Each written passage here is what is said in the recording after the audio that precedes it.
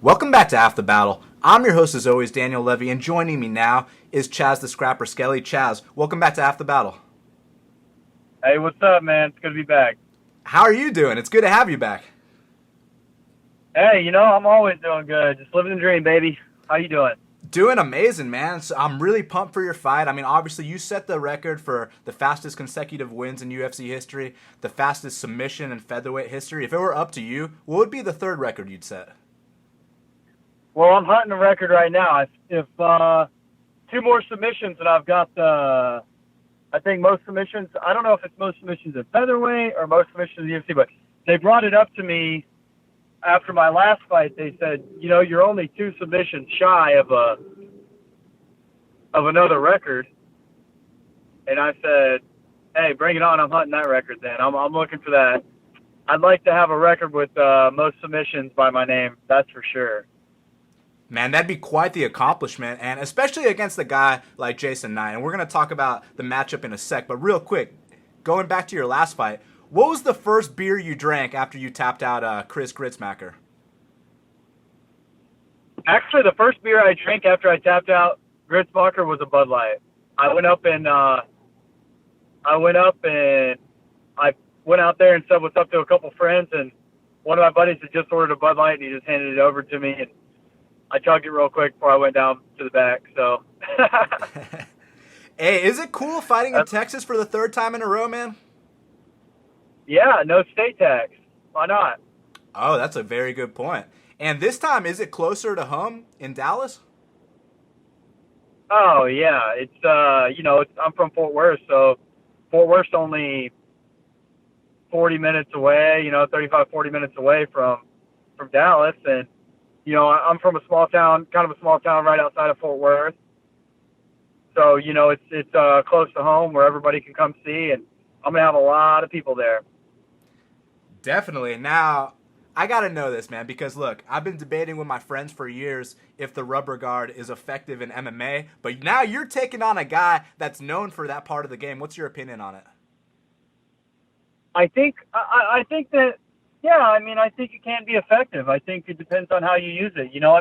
A lot of guys use the rubber guard as like more of a stalemate technique on the ground, to kind of hold somebody in place and kind of stall out, maybe get a stand up or something. But there are people who are very good at finishes from there. And so I do think it can be an effective technique. I think it can keep you from getting hit while still looking for your submission. So, if you're fighting a guy that doesn't know how to properly defend, or he just gets caught in something, it's effective. When they gave you the call that you were going to fight Jason Knight, and after you watched some film, what were your initial reactions? Because as a fan, when we heard that this matchup got announced, we're expecting you guys to throw down on the feet, some serious scrambles. What were you thinking when you got the call?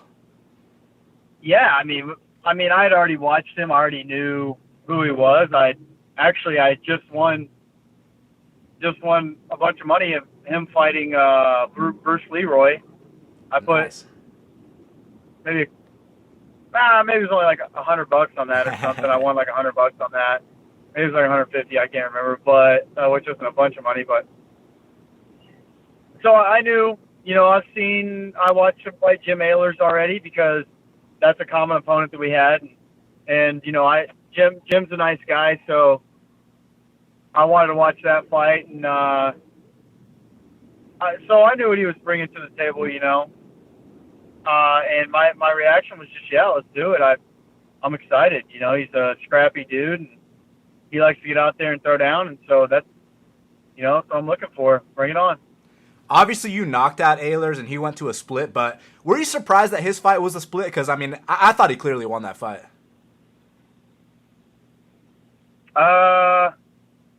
Yeah, when I watched it the first time, I thought it was closer than it was. And then when I watched it the second time, I kind of felt that way. I was like, I think he clearly won the first two rounds and lost the third round. Yep. Definitely. Now, are you expecting fight of the night here, man? Because like I said, on paper, it's minus 120 a piece. It's a pick 'em. The fans are thinking it's going to be fight of the night. But is that what you're thinking, man? Or are you thinking of something else? hey, if it's fight of the night, then that's great. That's what I'm looking for, a good scrap. I want to go out there and just throw down for 3 rounds and us stand there and beat the shit out of each other. That sounds like a good Saturday night to me. So, if it's fight of the night, then great. But obviously, I envision myself getting the finish. Definitely. Now, the reason I ask if you think it's going to be fight of the night is because, you got to have a willing dance partner to get that kind of fight. And we all know this guy's going to come to fight. You know what I mean? He's not going to try to hump your leg or anything. He's going to try to fight you. Does that excite you? Oh, yeah, for sure. There's nothing.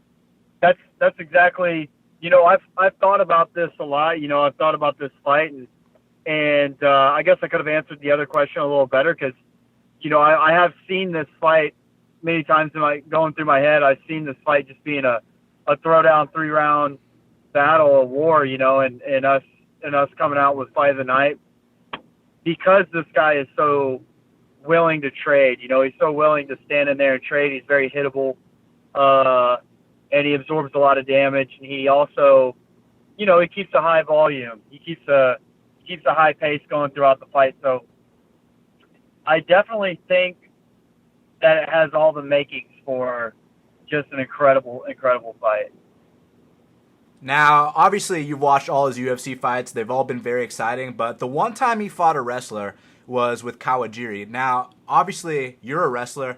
Did you take a little bit from that footage and you're like, man, I could get some timely takedowns at the end of rounds, and win like that? Yeah, he fought another wrestler right before he got in the UFC too, Musaf.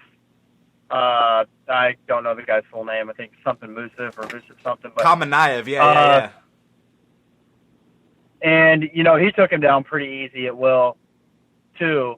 And Kawajiri was taking him down pretty easy. So, yeah, that's something that I've thought about. Obviously, if it's a really close round and I feel like I gotta grind it out, I know I can get those takedowns. I mean, my takedowns are good, and they're only, they're getting better with throughout my camps. I've been working hard on everything. So I definitely feel like I'm at a huge advantage with wrestling in this fight. I mean, I think, I don't plan on using it a bunch, but I know that it's in my pocket, and I know that I have that advantage. Now, when we break down a fight, I mean, obviously we got to talk about a fighter's strengths and their weaknesses. Is it fair to criticize your cardio? I don't think so, to be honest. If you've looked at my fights in the past, I've had extremely, extremely, extremely hard weight cuts going into fights.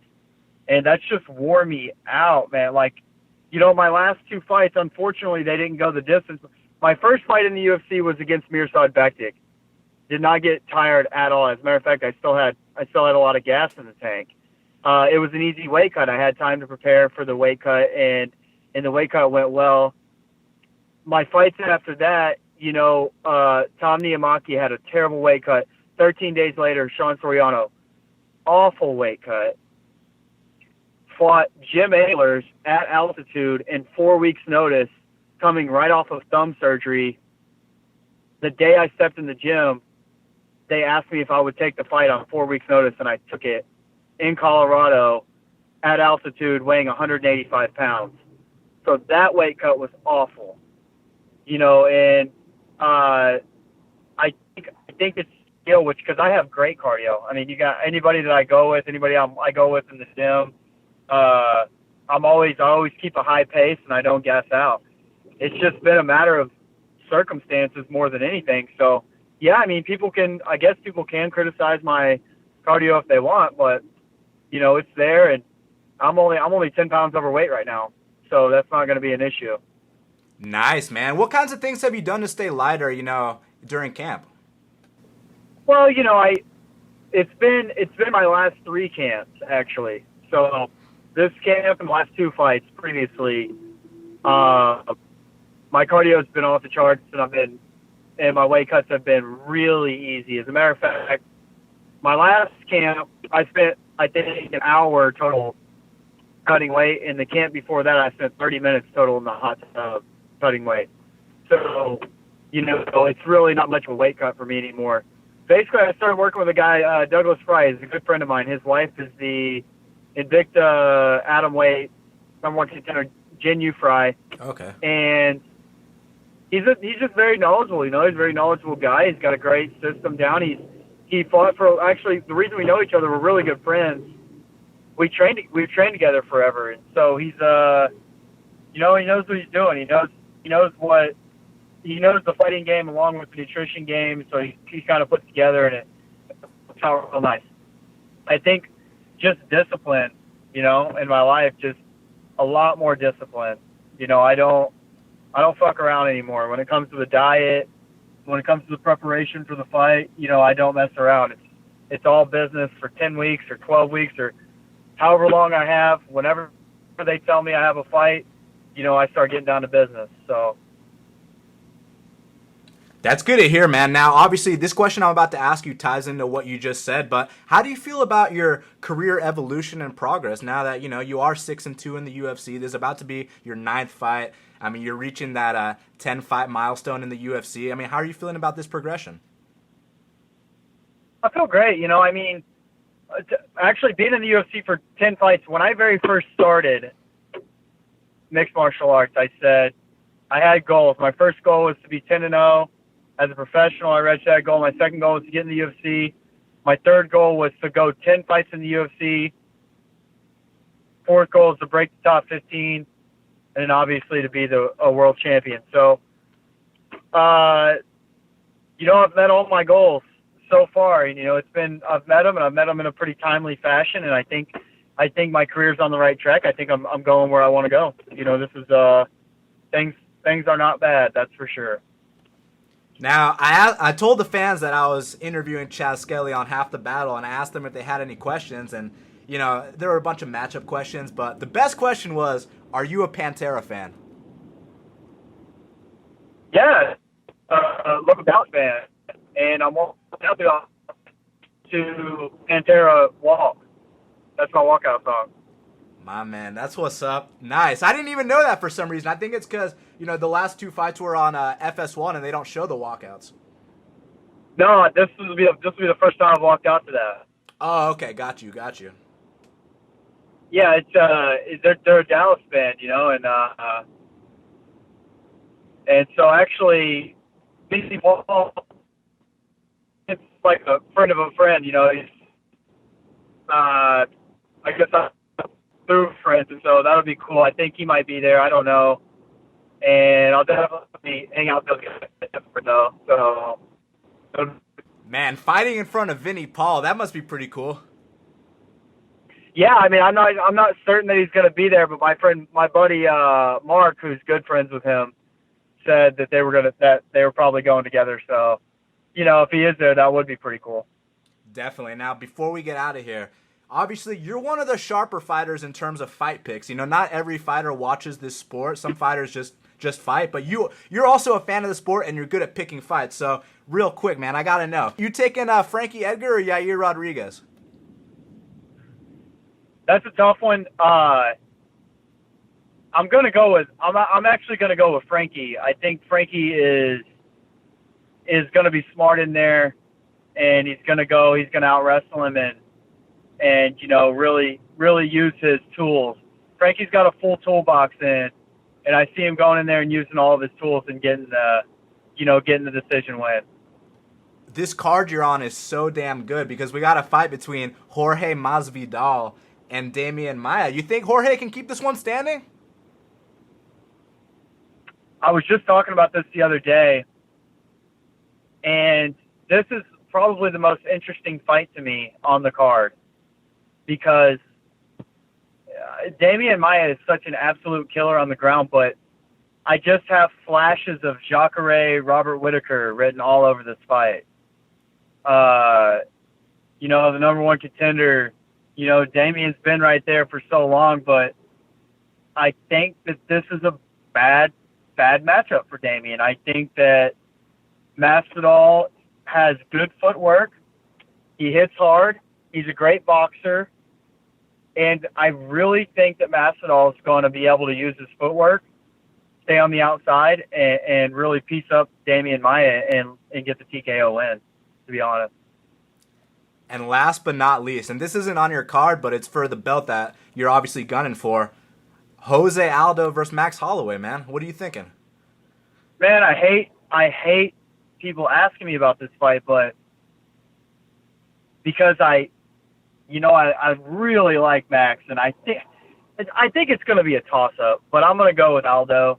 I'm going to go with Aldo because I think, well, for one, I've been such a fan of his for such a long time. It's, it's one of those deals. It's really hard for me to go against the grain and bet against Jose Aldo. I just don't see myself doing it. But I think on the feet, it'll be pretty close to being a wash. They're both really, really talented guys, and I think Aldo is going to be able to get a couple of takedowns in there to seal some rounds. So I see Aldo landing some pretty hard leg kicks. I see Max Holloway landing some good body shots and staying long, but in the end, I see Aldo taking the decision. Well, Chaz, it's going down Saturday, May 13th, UFC 211. You and Jason Knight live on FX. If it were up to you, how would this fight go down, Chaz? If it were up to me, we'd walk out in the center. I'd hit him once and he'd fall down. I'd celebrate with my fans and get wasted, Yes, sir. There you go. Well, Chaz, thanks so much for the time as always, man. And if you want to let the audience know where to follow you or anything else, go ahead. Yeah, you guys follow me at Chas Skelly. Obviously, that's my Twitter. Chas Skelly's my Facebook, and Instagram's Chas Skelly too. I mean, it's all pretty generic. But, yeah, just thank Shadali Cycles for hooking me up with a great bicycle that I've used for a lot of my cardio needs this camp. And Diamondized Nutrition for hooking me up with all my nutrition stuff. Awesome. Well, Chaz, thanks again for the time, and best of luck in the fight, dude. All right, man. Appreciate that.